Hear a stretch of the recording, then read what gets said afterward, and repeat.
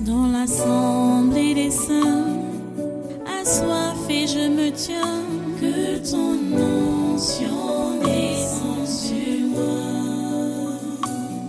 Conscient que mon destin est dans le creux de ta main, que ton onction descende sur moi. Je suis disposé, assoiffé, que ton onction descende sur moi. Je suis disposé, assoiffé, que ton onction descende sur moi.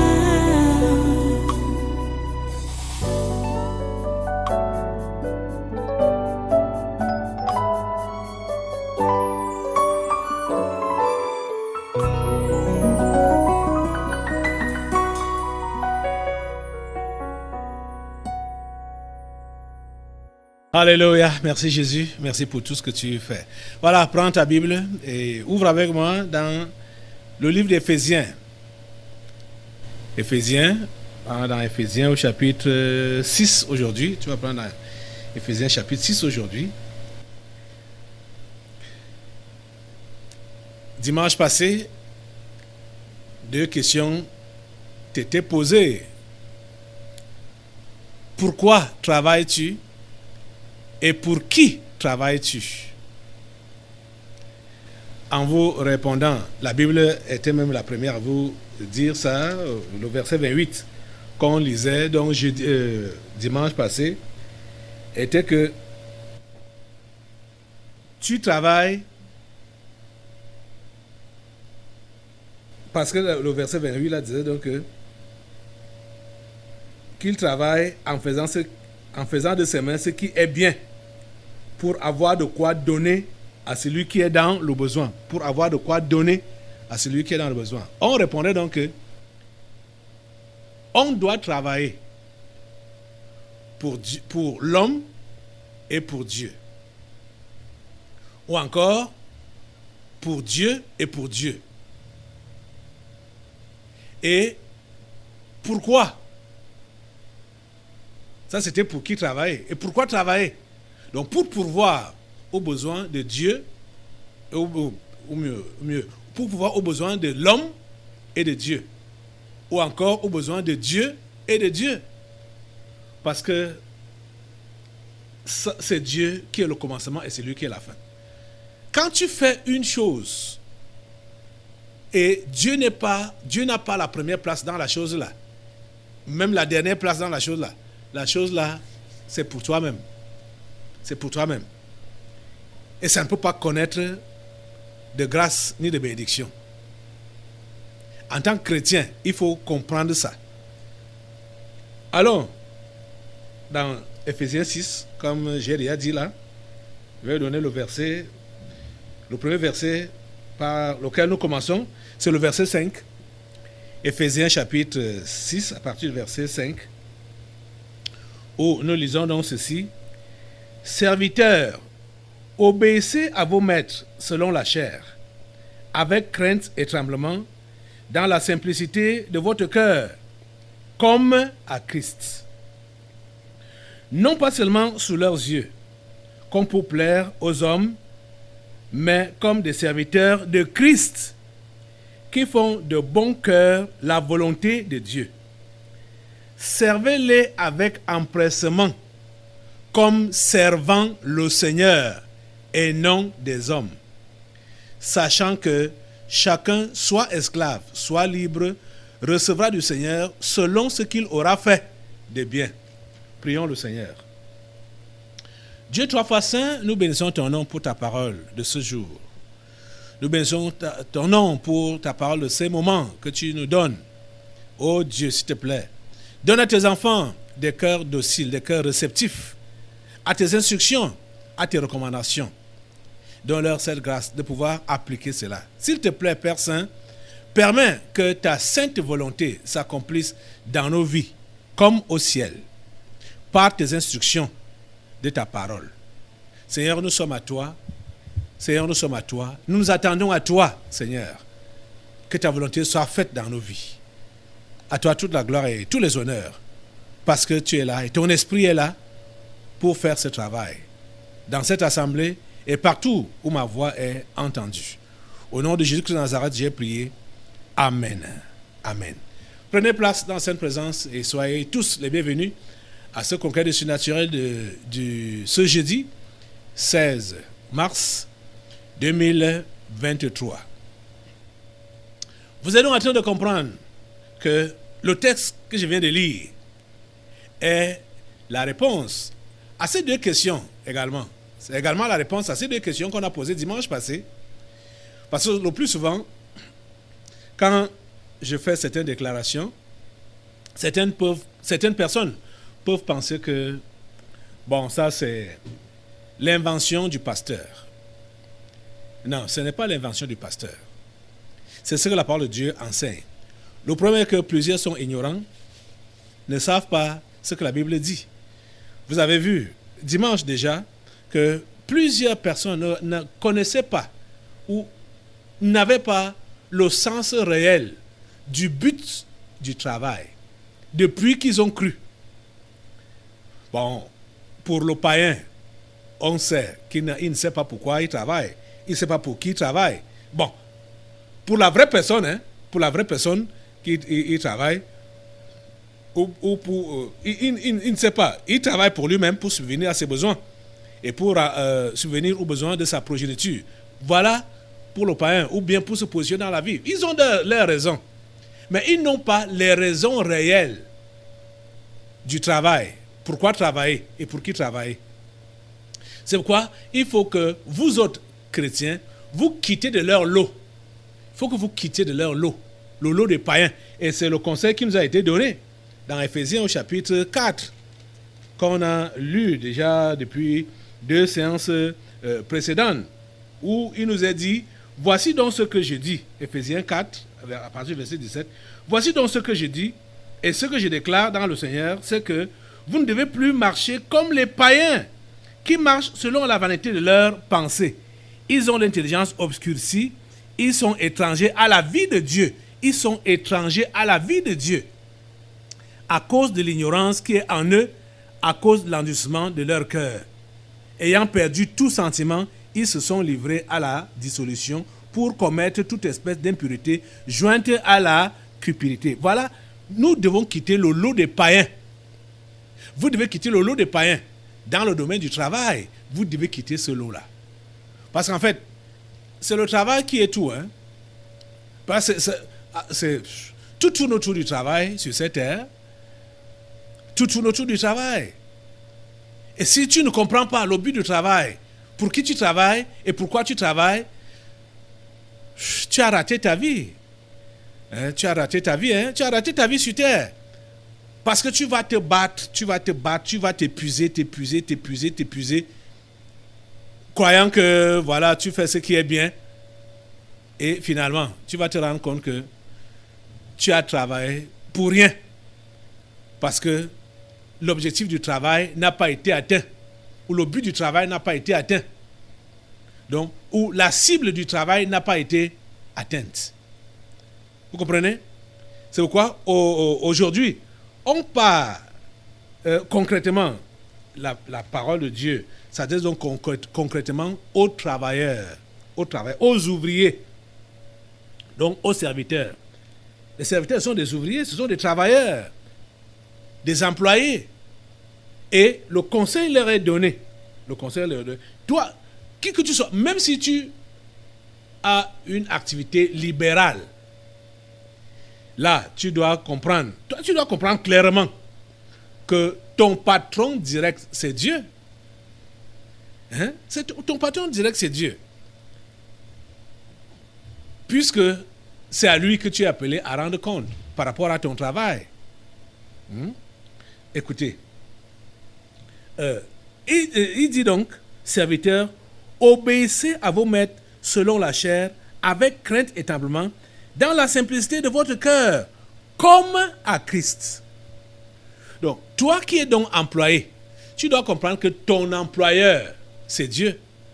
C'est Christ. Ton employeur, c'est Christ.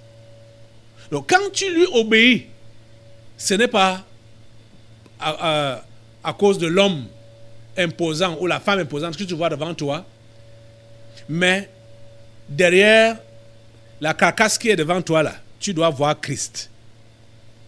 C'est la raison pour laquelle n'importe qui travaille devrait faire son travail avec le plus, c'est-à-dire le plus, je veux dire, avec le plus grand sérieux au monde. Sachant que le service qu'il rend, il ne rend pas ça à un homme, mais il rend ça à Christ directement. Il rend ça à Christ. Donc le chrétien devrait être un bon travailleur. Un fin et bon travailleur. Donc, c'est pourquoi ton travail ne doit en aucun cas, si tu es chrétien, le travail que tu fais ne doit en aucun cas te soustraire de la présence de Dieu. Puisque tu sers Christ, ça veut dire que tu es dans sa présence à ton lieu de service. Tu es dans sa présence. C'est lui qui est ton patron. Est-ce que vous êtes en train de comprendre? Je crois qu'ici, là, les yeux de plusieurs vont s'ouvrir. Parce que depuis que j'enseigne sur ça, là, et que je dis que nous sommes les ouvriers de Dieu en direct. Je n'étais pas encore arrivé à ces passages pour vous les montrer concrètement. Hein? Et vous dire que tu ne peux pas être déconnecté de Dieu à cause de ton travail. Si ce travail-là est fait pour Dieu, tu ne peux pas être déconnecté de ton Dieu. Ce travail-là ne va pas t'empêcher de prier. Ce travail-là ne va pas t'empêcher de lire ta Bible. Ce travail-là ne va pas t'empêcher d'évangéliser. Le travail que tu fais là. Même s'il est épuisant n'importe comment. Regarde, tu passes toute la journée devant Dieu, avec Christ, à son service. Comment est-ce que tu vas dire que ouais, comme je me suis épuisé toute la journée là, je n'ai même pas le temps de prier. Tu faisais quoi donc? Tu servais qui? Tu servais qui? Tu étais avec qui? Pendant toute la journée. Tu étais donc avec qui? Tu étais avec qui? C'est pourquoi, vous savez, souvent, j'ai entraîné mes enfants dans cette histoire comme des blagues. Hein. Quand on les envoie, ils sont en train de bouder, de vouloir bouder le travail qu'on leur a donné. Je leur dis non, mes amis, ce n'est pas comme ça que vous devez faire. Faites ce travail en chantant des louanges à Dieu, au lieu de bouder. C'est comme ça que je leur ai souvent parlé. Travaillez en chantant les louanges de Dieu. Travaillez en l'adorant, sachant que c'est lui que vous servez.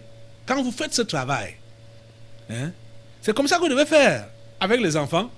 Au lieu que quand vous voyez les enfants bouder, quand tu leur donnes le travail, tu viens taper. Fais ça. Hein. Ce n'est pas comme ça que ça doit se faire. C'est pas comme ça. Apprends à l'enfant ce qu'il est en train de faire. Inculque dans sa tête que ce n'est pas...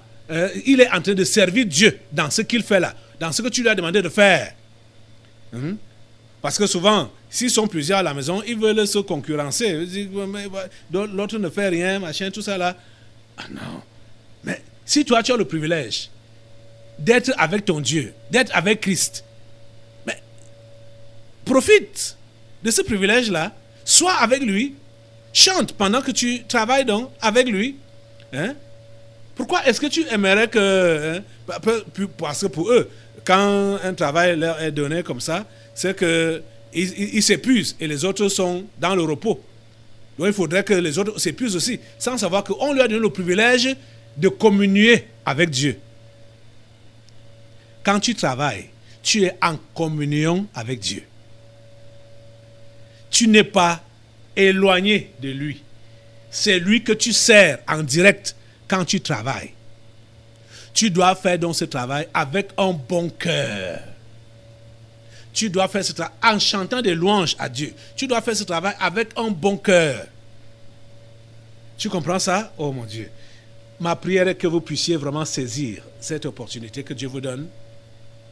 Parce que depuis que vous dites que vous êtes chrétien, vous n'avez jamais compris ça. Vous n'avez jamais compris ça. Que le patron qui vous donne l'argent à la fin du mois n'est pas votre patron. Ce n'est pas lui que vous servez. Donc, vous n'avez pas besoin de bouder. La dernière fois, je disais que vous n'avez pas besoin de revendiquer quoi que ce soit, d'être dans des mouvements de revendication, là, Sénéca, machin, ceci, machin, pour amélioration des conditions de travail, salaire, machin, tout ça là. Le chrétien n'a pas besoin de ça. Parce que le chrétien sert Dieu dans son travail. Et c'est ça que nous sommes en train de voir ici, là. Vous comprenez ça? Serviteurs, obéissez à vos maîtres selon la chair, avec crainte et tremblement, dans la simplicité de votre cœur. Donc, sans murmure. Sans murmure. Dans la simplicité de votre cœur. Comme à Christ. Comme à Christ. Écoutez, verset 6 dit, non pas seulement sous leurs yeux, comme pour plaire aux hommes, mais comme des serviteurs de Christ, qui font de bon cœur la volonté de Dieu. C'est pourquoi quand tu vois ton patron, que tu vas t'empresser à servir, à travailler, à montrer que tu travailles, quand il n'est pas là, c'est là que tu dois, même quand il n'est pas là, tu dois montrer ton bon état de cœur en le servant, sachant que, quand je parle de ton patron, le physique, il n'est pas là, mais ton vrai patron est toujours là. Lui, il n'est jamais absent. Dieu est là et il te voit. Il te voit. Il voit ce que tu fais.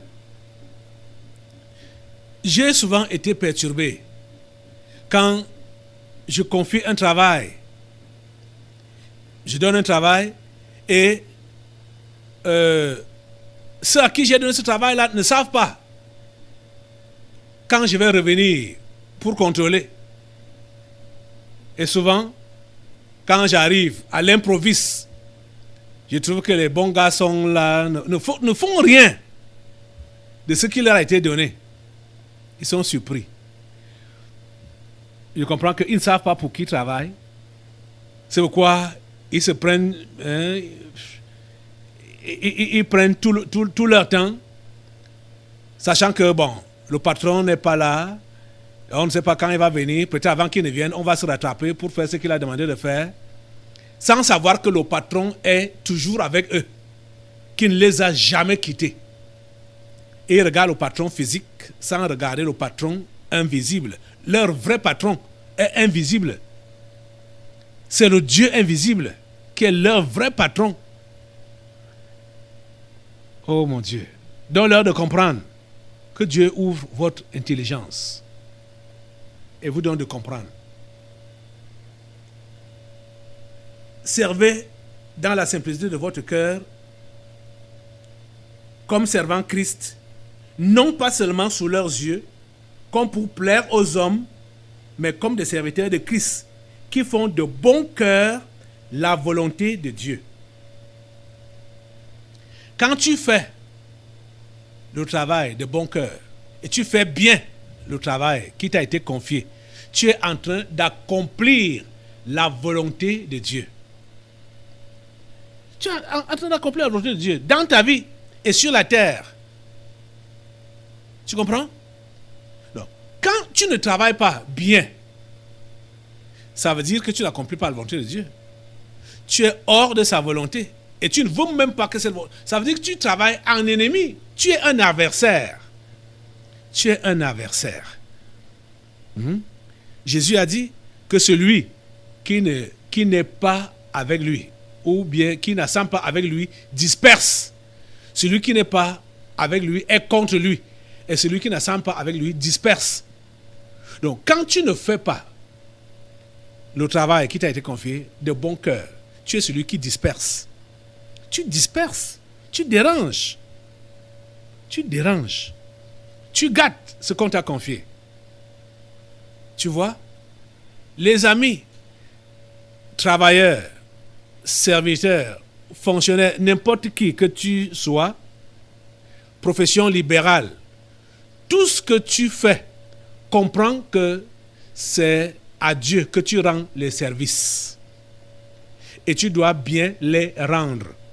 Et quand tu les rends bien, tu es dans la parfaite volonté de Dieu. tu ne peux pas connaître les histoires de surménage ou des histoires de crise de quelque genre que ce soit. Tu ne pourras pas connaître cela. Tu ne seras pas dans les histoires de murmures, dans les histoires de plaintes. Tu ne seras pas dans les histoires de la stagnation. Parce que la stagnation est connue et vécue quand on ne fait pas avec le bon cœur ou quand on ne fait pas ce qu'on fait pour Dieu. C'est là qu'on connaît la stagnation. C'est là qu'on connaît la misère. Parce que le travail qu'on fait là ne glorifie pas Dieu. Ce n'est pas dans sa volonté. Ce n'est pas pour lui. On ne fait pas ça pour lui. On ne fait pas ça pour lui rendre service. On ne fait pas ça pour pourvoir à ses besoins. Quand c'est pour nous-mêmes. C'est là donc qu'on trouve tout ce qui est négatif là, tel que fatigue abusive, tel que stagnation, ça ne progresse pas et tout. Vous comprenez ça? Travaillez avec votre cœur. Rendez le service avec votre cœur, sachant que c'est Christ que vous servez. Vous comprenez ça? Il faudrait que quand le patron va revenir, celui qui est physique, qui trouve que le patron invisible vous a déjà félicité, comme lui-même, il viendra juste ajouter que bon et fidèle serviteur. Tu as été fidèle dans peu de choses. Ici au Cameroun, les gens sont friands de la récompense. Les gens sont friands de la paix, de l'argent. Les gens veulent gagner. Ils veulent gagner, sans travailler. Ça, c'est le propre des Camerounais. Ils veulent gagner gros, gagner beaucoup, sans travailler. C'est la recherche de la vie facile. Ça, c'est propre aux Camerounais. Donc, travailler avec le cœur et satisfaire à la demande du patron. On a vu dimanche que ça réserve des surprises. Ça réserve des surprises. Mais tu dois comprendre que tu ne dois pas travailler avec cette pensée-là derrière ta tête que je veux les surprises. Les serviteurs à qui on a donné des mines pour les fructifier n'avaient rien derrière la tête. Ils ont été surpris de la récompense qui a suivi. Et Dieu n'est pas méchant. Dieu n'est pas méchant. Dieu sait ce qu'il a prévu pour chacun de nous quand nous faisons fidèlement ce qu'il nous a confié. Il sait ce qu'il a prévu pour chacun de nous. Soyez des bons et des fidèles serviteurs. Soyez des bons et des fidèles serviteurs. Si vous assemblez tout ce que je vous enseigne ici, là, vous n'aurez pas de difficulté pour assimiler cet enseignement sur le travail. Puisque déjà, en tant qu'enfant de Dieu, chrétien donc, ça veut dire que tu es serviteur. Et serviteur est synonyme d'esclave. Et l'esclave ne revendique rien. L'esclave, c'est seulement qu'il doit rendre de bons services à son patron. Nous avons enseigné ça pendant longtemps. Ça m'étonne que jusqu'à aujourd'hui, plusieurs ne comprennent pas ça. Parce que si beaucoup d'entre vous là, vous aviez compris l'enseignement sur que le chrétien est esclave de Christ, ça devrait vous conduire à comprendre le but du travail. Pour qui vous travaillez et pourquoi vous travaillez. Mais cet enseignement, la série là est passée, beaucoup n'ont pas compris. Jusqu'à dimanche passé où il était révélé que plusieurs ne comprenaient pas pour qui ils travaillent et pourquoi ils travaillent. Êtes-vous donc esclave? Si vous êtes esclave, vous êtes donc esclave de qui? Et vous faites quoi? Et comment est-ce que vous vous comportez quand vous voyez que les rémunérations ne suivent pas? S'il y a les plaintes dans votre bouche par rapport à votre travail, ça veut dire que vous n'êtes pas esclave. Ça veut dire que vous n'êtes pas chrétien. Ça veut dire que vous ne comprenez pas ce que vous faites. Vous êtes en train de voir? Je vous dis, il faut mettre tout ça là ensemble. Il faut mettre tout ça là ensemble.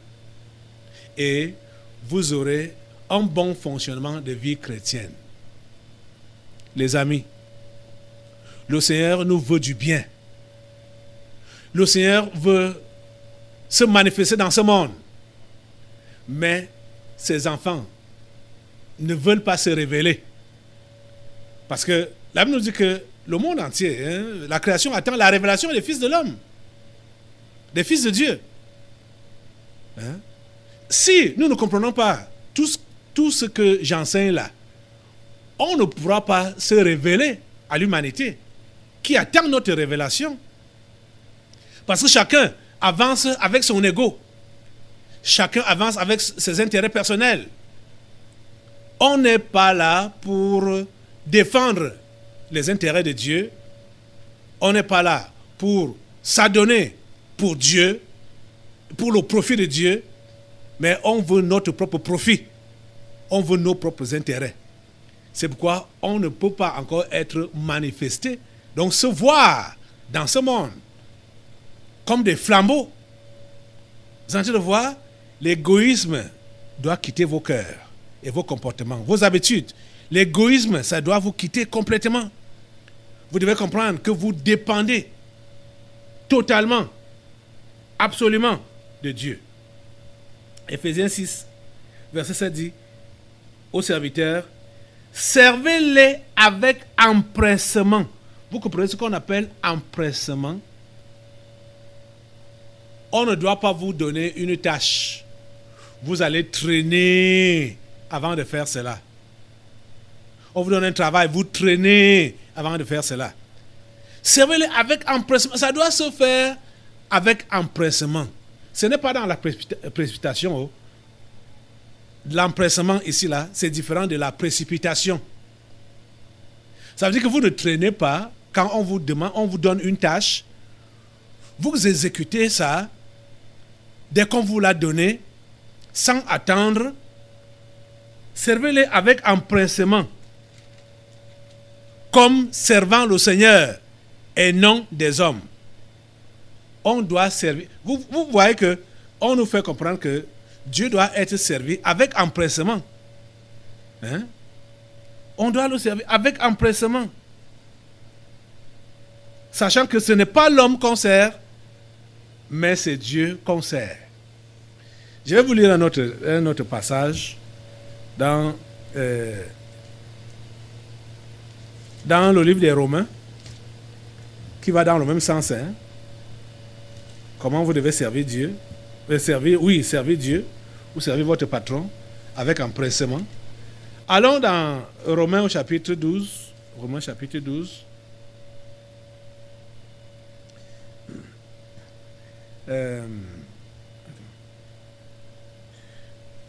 Romains chapitre 12. Voilà.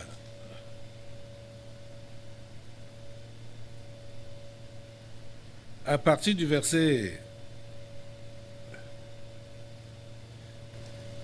Romains chapitre 12, à partir du verset... Bon, on peut commencer un peu au verset 9. Bon. Oui, bon. Ben, la leçon est au verset 11. Et je prends à partir du verset 9 parce que ça nous montre ce qui doit nous motiver dans le travail. Et qu'est-ce qui doit nous motiver dans le travail pour Dieu? C'est l'amour. Donc la charité. On doit faire avec amour le travail de Dieu. Romains chapitre 12, à partir du verset 9, dit donc que la charité soit sans hypocrisie. Donc l'amour doit être sans hypocrisie. Que la charité soit sans hypocrisie. Ayez le mal en horreur. Attachez-vous fortement au bien. Par amour fraternel, soyez pleins d'affection les uns pour les autres. Par honneur, usez de prévenance réciproque. Verset 11, donc, qui nous concerne directement là. Ayez du zèle et non de la paresse. Soyez fervents d'esprit, servez le Seigneur. Soyez fervents d'esprit, servez le Seigneur. Vous voyez? Ayez du zèle et non de la paresse. Servez Dieu ou ton patron avec empressement. C'est ça qu'on appelle le zèle. Avec zèle. Avec zèle. Ayez du zèle et non de la paresse. Donc quand on vous confie une tâche, vous n'allez pas faire ça mollement à votre convenance, mais il faut faire ça avec empressement. Donc avec zèle. Avec zèle. Il y a des gens qu'on peut commissionner 10 fois. Il fait comme s'il n'entend pas. Ou on donne des tâches sont jamais exécutées ou ne sont pas bien exécutées. Ce n'est pas bien comme ça. Vous comprenez? Ce n'est pas bien comme ça. Je vais reprendre Ephésiens 6, verset 7 là, et finir avec le verset 8. Servez-les avec empressement, comme servant le Seigneur, et non des hommes, sachant que chacun, soit esclave, soit libre, recevra du Seigneur selon ce qu'il aura fait de bien. Chacun recevra du Seigneur selon ce qu'il aura fait de bien. C'est Dieu qui récompense. Il a dit, à moi la rétribution, à moi la vengeance. À moi la vengeance, à moi la rétribution. Chacun recevra du Seigneur selon ce qu'il aura fait de bien. C'est de lui que vous devez attendre la récompense, de Dieu. Vous travaillez mal, comprenez que vous ne serez pas bien payé, vous ne serez pas bien rémunéré par votre vrai patron. Vous travaillez bien, la récompense suit directement et avec beaucoup de surprises. Vous comprenez? Changez votre mentalité. Changez votre mentalité. L'homme ou la femme qui est devant vous là, qui vous a employé, ce n'est pas lui qui est votre patron. Vous, chrétiens, votre vrai patron, c'est celui qui est invisible. Et ce que vous faites avec vos mains, sachez que vous faites ça pour lui. Et c'est de lui que vous devez attendre votre récompense. Nous allons continuer dimanche. Lève-toi sur tes deux pieds maintenant là. Et demande à Dieu la grâce que tu sois réellement son esclave, mis à sa disposition pour bien faire le travail qu'il te confie et non pour mal faire. Demande à Dieu de t'ouvrir les yeux pour que tu ne vois pas cet homme ou cette femme qui est devant toi à ton lieu de service là, ou dans l'entreprise où tu es, ou ceux-là qui sont des fonctionnaires, l'État. Regarde derrière, c'est Dieu que tu sers. Le vrai patron, il est invisible. Et engage-toi de lui être fidèle. De donner le meilleur de toi-même. Engage-toi aujourd'hui de donner le meilleur de toi-même. Et d'être fidèle. De bien travailler. Demande cela au Seigneur. Oh Seigneur, s'il te plaît, interviens dans ces vies et donne-leur la grâce de bien faire, afin qu'ils soient ces hommes et ces femmes que tu vas manifester à cette génération. À toi toute la gloire et tous les honneurs. Au nom puissant de Jésus, nous avons prié. Amen. Amen. Prenez place dans cette présence. Nous allons maintenant passer aux délivrances prophétiques. Dans l'assemblée des saints, assoiffé je me tiens, que ton onction descende sur moi. Conscient que mon destin est dans le creux de ta main, que ton onction descende sur moi. Je suis disposé, assoiffé, que ton onction descende sur moi. Je suis disposé, assoiffé,